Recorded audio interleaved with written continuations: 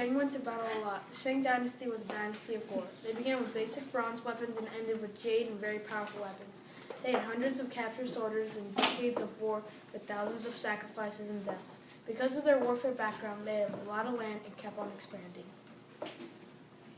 The first dynasty to create a war chariot when Shang was taken over by Zhao in 1050 BCE, when Zhao dynasty began. China had a great need for its military because China was surrounded by potential enemies. The southern nations around China resented the subordination when China attempted to thrust on them. Then the wars began. The army of China was getting into big wars with the Vietnamese and the Koreans. Despite the other enemies, China faced the real problem was the number of tribes to the west and to the North China that caused the most problems. The Shang dynasty is said to have amassed 1,000 chariots to overthrow Ziva, a dynasty wrapped in mythology.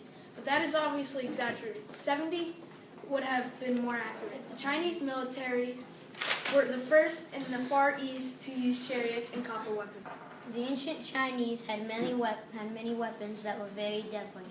One of those weapons was the dagger axe, which was the essential weapon at that time for a soldier in the Chinese army.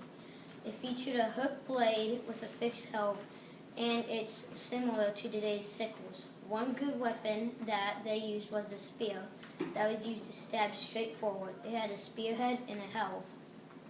Another weapon they used was a sword, a cold weapon, brr, that was used for fighting in close combat. Sometimes it had a long or short-edged blade with a long-bladed sword that was designed for attack and defense.